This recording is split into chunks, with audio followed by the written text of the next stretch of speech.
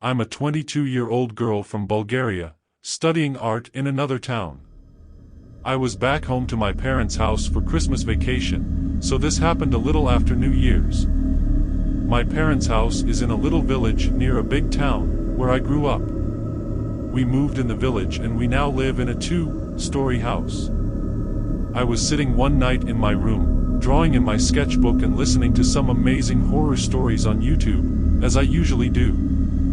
It was about 2 o'clock and I was immersed in a scary story, not knowing that I would be living in my own horror story real soon. It started with me receiving a notification from Snapchat that someone added me.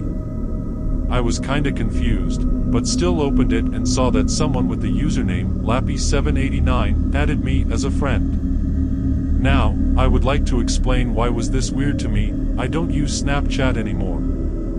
I just have it on my phone for no reason at all. None of my friends use it. Since Instagram got the story thing, we all started to use that instead. I have very little friends on Snapchat and none of them use it, so I didn't think that it was somebody I know. And I don't have my location on or Bitmoji or whatever it's called that can give away my location and my username to people nearby.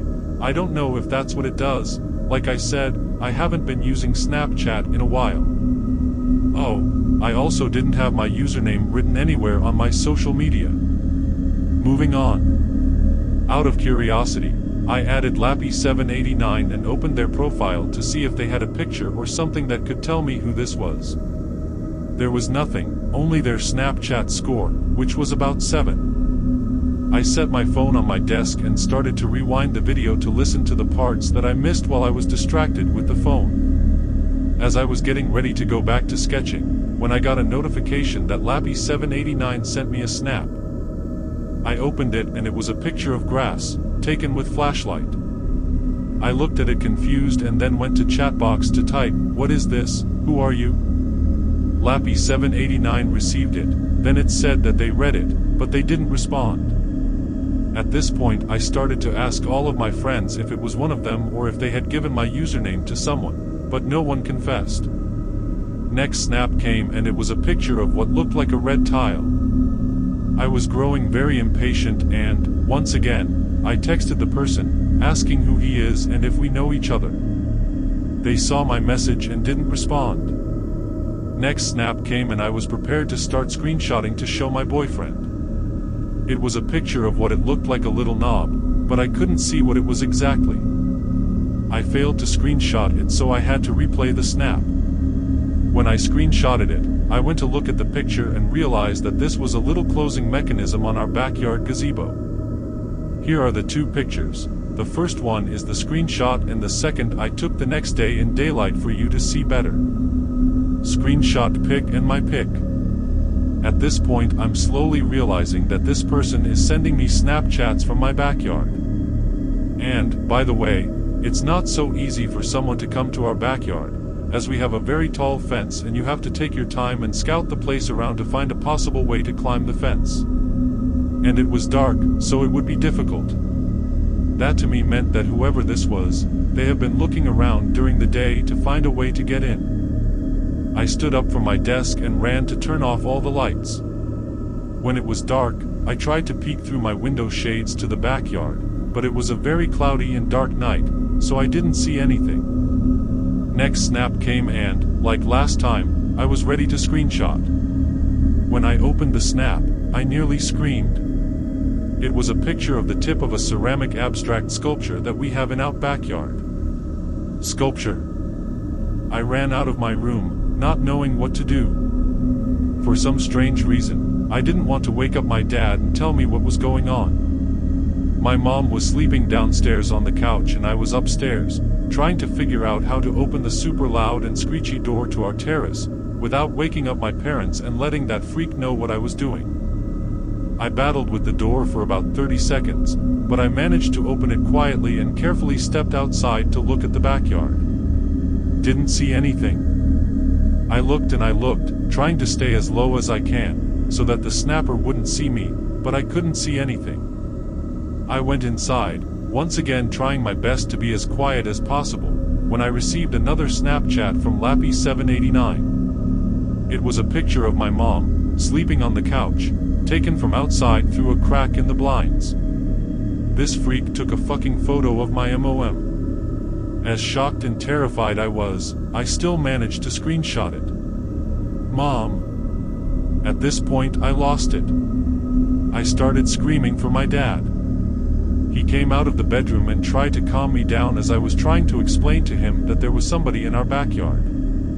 I could see that he didn't really take me seriously, but he went outside anyways, carrying his gun. My mom was awake now, trying to calm me down as I was hyperventilating, failing to explain to her what Snapchat was. My dad came inside after checking everywhere and said that he didn't find anybody. I showed them the pictures and they seemed disturbed now, but said that it was probably a kid or one of my friends, trying to mess with us. The thing is that I don't live in the big town that I lived in before we moved to the nearby village.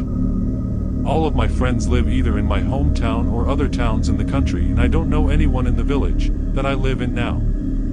So the idea that it might have been somebody I know didn't seem right to me.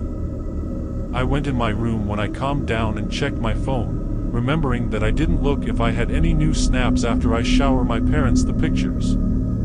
I had 3 new snaps from Lappy789. They were a picture of our front gate, which I couldn't screenshot, and 2 messages, saying, "See you soon.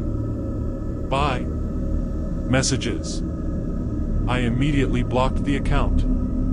I barely slept that night. I texted and called all of my friends, begging them to confess if it was one of them, but nobody did. When I told what happened to my boyfriend, he asked everybody that he knew, but still nothing. We tried to find the account, but we soon found out that they had deactivated it. There was no one in the name of Lappy789 anymore. I deleted Snapchat that night and don't think I'll ever use it again. The next day I went outside to look around and see if the creep left something behind, and I saw footprints on a little muddy patch, near the place that they took the photo of my mom. Footprints. My dad doesn't seem to believe it was the footprints of the intruder, saying that it was probably one of us stepping there, but I'm pretty sure they weren't ours. To this day, I still don't know who it was. I've asked everyone that I know, but nothing has come up of it. I still wonder what their intentions were. Were they trying to scare me? Were they stalking me? Who were they? How did they find me? How did they enter my backyard? Do they still send me Snapchats? I wouldn't know. I deleted the app. A few months ago, I was quick added on Snapchat by some girl who had a normal-looking Bitmoji and was fairly new to Snapchat. Her Snap score was only about 400 or 500. I accepted the request since I could always use some more friends and some more streaks, and she almost immediately texted me, despite the request being about 6 hours old when I first saw it. She texted me, "Hey cutie, what's up?" I was a bit confused by this message, as she had never seen a picture of me yet, and Bitmojis aren't necessarily accurate. I just replied, "Hello," and the conversation continued on as normal for about 10 to 15 minutes. Rachel and her best friend Claire were walking home from school one day and they were taking selfies on Snapchat and posting them onto their stories. Rachel stupidly had her Snapchat location on and forgot all about it. When Rachel and Claire went their separate ways by going to their house, Rachel got a snap from a person she didn't know, and so she blocked that person and went on with her day. Later that night she got a snap but with the same unknown username as before, and so she sighed and she opened the snap. Rachel looked at the snap in horror as she saw a picture of her house on his snap. Rachel asked the guy how in the hell did he know where she lived, and the guy responded back with, "You have your Snapchat location on, and by the way, you and your friend looked very beautiful walking home today from school." Rachel's heart began to race as she turned off her Snapchat location and began texting her friend Claire about what happened. Minutes later Rachel got a snap from the guy again and she opened it and she screamed. The snap had him holding a gun towards Claire's head and shooting her in the skull multiple times. Rachel called the police and showed them the snap as they got to her house. They found Claire's body in her basement, but the guy was never to be seen, but what was left behind was his gun that he shot Claire with. To this day Rachel deleted Snapchat and started to be more careful from now on. If you enjoyed this video, make sure to like and subscribe, with all post notifications turned on.